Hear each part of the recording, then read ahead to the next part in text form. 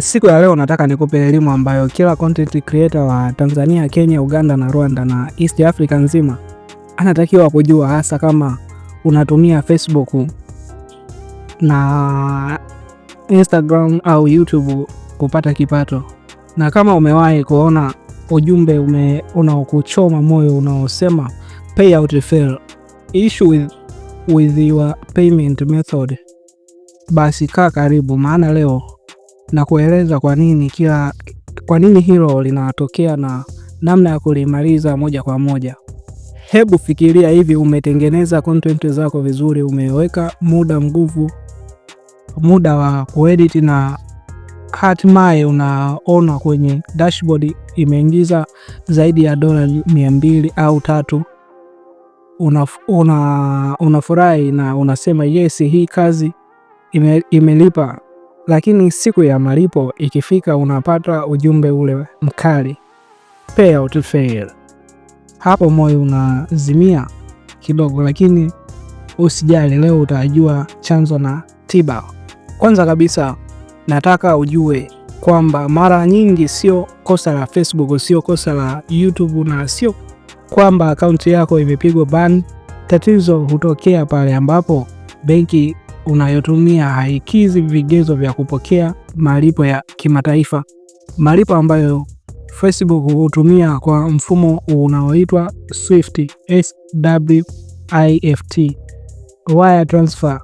Na hapa ndipo creator wengi East Africa wanakwama.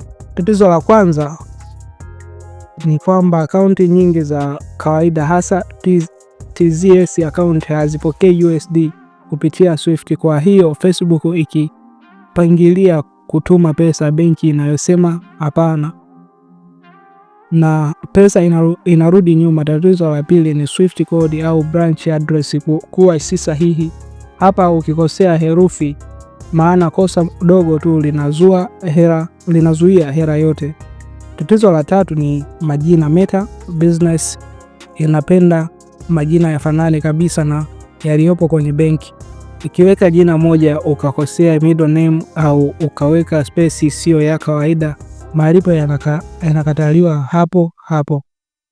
Na tatizo la mwisho ambalo watu wengi hawajui kwamba si benki zote East Africa zinaendana vizuri na payouts za Facebook. Ndio maana creator wengi wanapata shida kwenye benki kama NMB, TPB au NBC. Wakati mwingine wanafanikiwa zaidi kwenye CRDB USD account, Equality Bank USD account, DTB na Standard Chartered.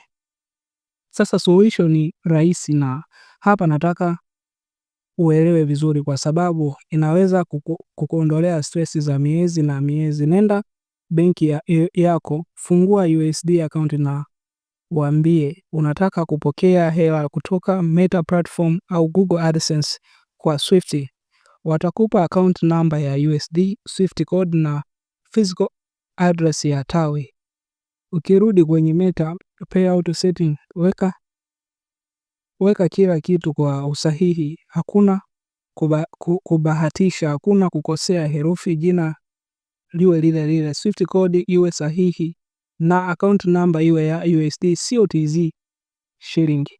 Ukishafanya hivyo, payout inayofuata inapita bila shida. Hakuna kusubiri, hakuna kupigwa failed, na hapo unaendelea kujenga brand yako, unaendelea kukua kama creator bila pressure za malipo kukwama.